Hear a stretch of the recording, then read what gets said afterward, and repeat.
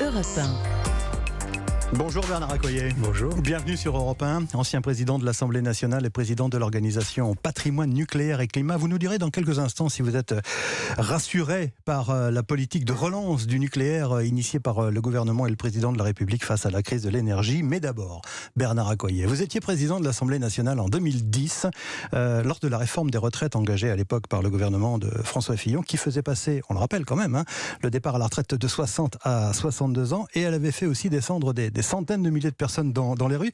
À l'époque, le gouvernement n'avait pas cédé. Est-ce que vous lui faites aujourd'hui le même conseil de ne pas céder ?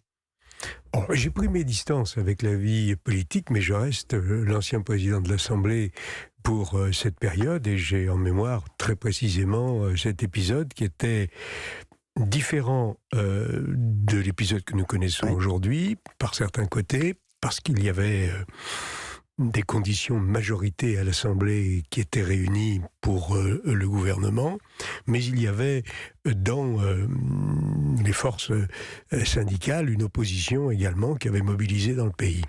Ce que je crois, c'est que l'épisode actuel est difficile en raison du calendrier et de la procédure qui a été choisie, c'est-à-dire une procédure où le temps réservé au débat va non seulement être contraint, mais il risque fort d'aboutir à une absence de vote de la part des députés. Or, les députés, ils représentent les Français, ils représentent le peuple de France, et le fait qu'ils ne puissent pas voter, ça pose un problème qui vient s'ajouter au refus des syndicats. Donc, ce que j'espère, c'est que néanmoins le débat, et je fais toute pleine confiance à la présidente de l'Assemblée, le débat restera digne et qu'il apportera une contribution de fond à ce problème de celui des retraites. Mais vous souhaitez que le gouvernement reste ferme sur son projet, sur ses grands axes ? C'est toujours ennuyeux, un gouvernement dans un pays qui est en difficulté vis-à-vis de ses grands équilibres budgétaires et qui a une dette qui devient véritablement vertigineuse et qui n'arrive pas à réformer, ce serait ennuyeux. Donc je pense que l'intérêt du pays, c'est que le gouvernement tienne. Oui. Et pourtant, Éric Woerth le reconnaît lui-même, les tensions sociales sont plus fortes aujourd'hui en 2022 qu'à l'époque en 2010. Et si l'on en croit les sondages d'opinion, aux alentours de 70% des Français sont opposés à cette réforme de la retraite. Oui, globalement, c'est vrai, c'est plus difficile aujourd'hui pour de multiples raisons, parce qu'il y a l'inflation, parce que les familles ont de plus en plus de mal à boucler leur budget, qu'ils sont inquiets de voir ce qui se passe, que l'ambiance générale, y compris internationale, est anxiogène, que la France a continué de se désindustrialiser, qu'il y a des secteurs entiers qui donnent le sentiment de s'effondrer, je pense à la santé en particulier. Donc tout ça crée une anxiété générale.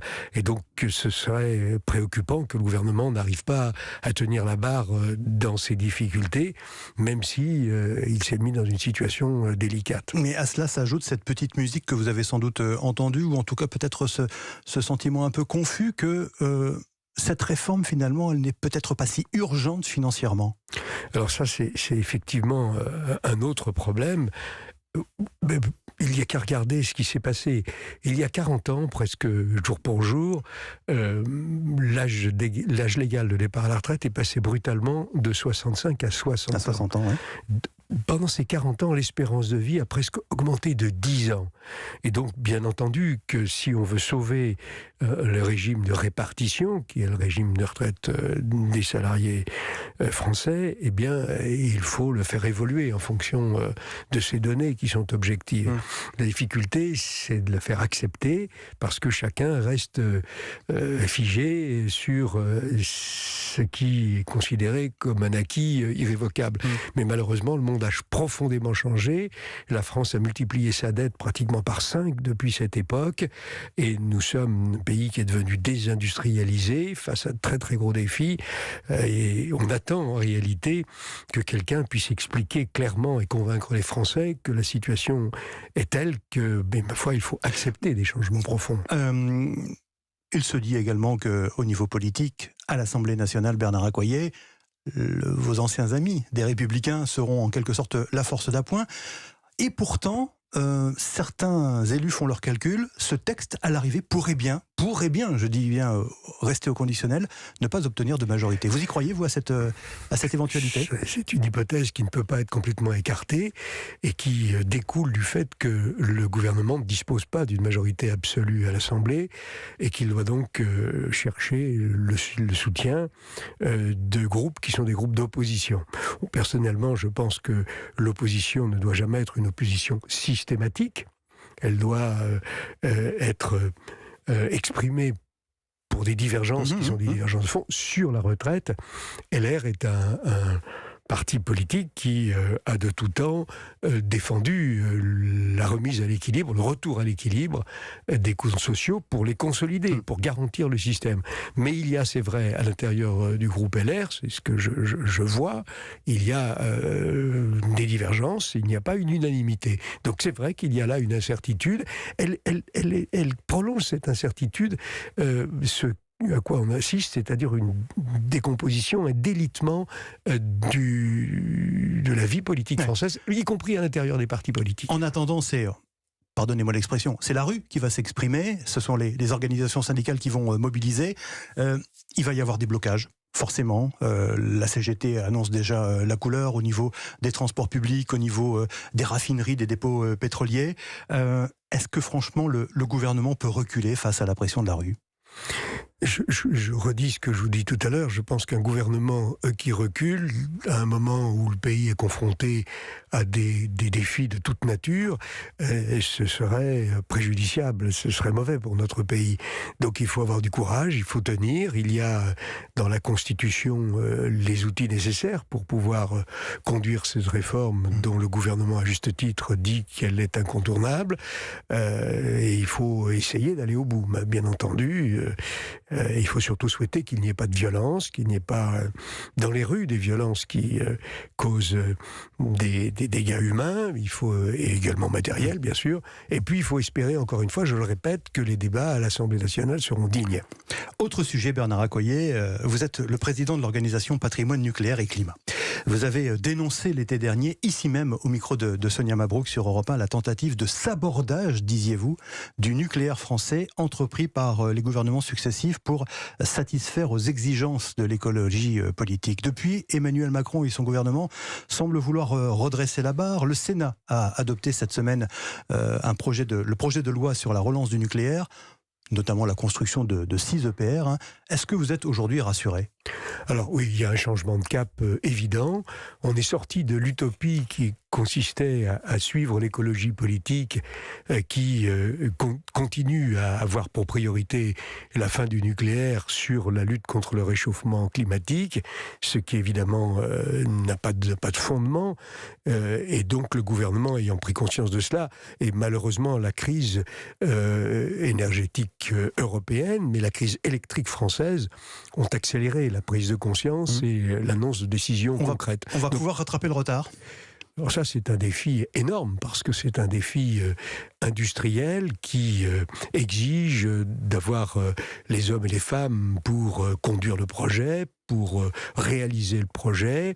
Or, nous avons un pays qui s'est largement désindustrialisé. Pendant 20 ans, nous n'avons plus investi dans notre filière nucléaire. Et depuis 10 ans, on expliquait aux Français qu'il fallait au contraire la réduire et envisager même sa fin. Donc c'est une volte-face. Je suis heureux de cette volte-face, mais néanmoins, le temps perdu sera difficile à rattraper. Je rappelle que 44 réacteurs nucléaires sont désormais en service sur les 56 que compte le parc nucléaire français. Ce projet de loi dont je parlais, il vise notamment à faciliter, à simplifier les procédures pour accélérer, disons les choses simplement, la construction de nouveaux réacteurs. Il ne faut pas que ça se fasse aux dépens de la sécurité, Bernard Accoyer. Alors, la sûreté nucléaire. La sûreté. Non, la France est le pays qui, sur le plan de la sûreté, est le plus exigeant au monde, et c'est une bonne chose. L'autorité de sûreté nucléaire fait un travail qui est salué partout. Bon, et sur les questions de sûreté, c'est pas le problème. Non, le problème est un problème industriel, de relance. C'est un problème de délai. C'est un délai des délais de construction. C'est aussi un problème de financement, parce que tout ça coûte très cher, et ça s'amortit sur une très longue période, ce qui fait que l'augmentation du coût de l'argent est un problème. Mais néanmoins, toutes ces difficultés, il faut les surmonter. Pourquoi ? Parce qu'on le voit bien, le prix de l'énergie est à l'origine de tout. Le pouvoir d'achat des ménages, mais aussi la compétitivité du pays, notre capacité à arrêter la désindustrialisation et à relancer réindustrialiser le pays, c'est un projet d'ensemble. Il est vital. Je pense même à titre personnel que c'est une des dernières chances que la France doit absolument saisir pour se donner un objectif, une voie, un projet qui puisse rassembler les Français en disant nous allons retrouver ce que nous n'avons pas su suffisamment préserver. Mais les résistances politiques du mouvement écologiste, pour parler généralement, elles sont encore présentes. C'est une idéologie, l'écologie politique la plus radicale. Et le lobby antinucléaire est un lobby complexe. C'est un lobby où il y a des intérêts commerciaux, c'est un lobby où il y a des intérêts étrangers, et c'est un lobby qui est très puissant et qui dispose de soutiens qui sont insoupçonnés et qu'il serait intéressant d'investiguer d'ailleurs. Mais l'intérêt de la France, elle l'a montré quand elle a développé son parc nucléaire. L'intérêt de la France, c'est de s'appuyer sur ce qu'elle a su faire, ce qu'elle sait faire, parce que nous avons encore, avec les 220 000 emplois de la filière, avec tous nos scientifiques, nous avons encore là un outil extraordinaire. Et c'est une chance qu'il ne faut absolument pas laisser passer. Un tout dernier mot, Bernard Accoyer, je vous demandais de répondre en quelques secondes. Dans ce projet de loi, on met fin au dogme des 50% de nucléaire dans la production de l'électricité. Ça, c'est une bonne chose également ? Oui, c'est indispensable. Les dogmes sont évidemment quelque chose qu'il faut éliminer. Il y en a d'autres qui devront être éliminés quand on révisera la programmation pluriannuelle de l'énergie, la loi climat-énergie, qui aurait d'ailleurs dû être révisée plus vite, plus tôt. Mais enfin, nous allons dans le bon sens, c'est une bonne chose. Merci Bernard Accoyer, merci d'avoir été l'invité d'Europe 1 ce matin. Merci, bonne journée à vous, ainsi qu'aux auditeurs d'Europe 1. À suivre le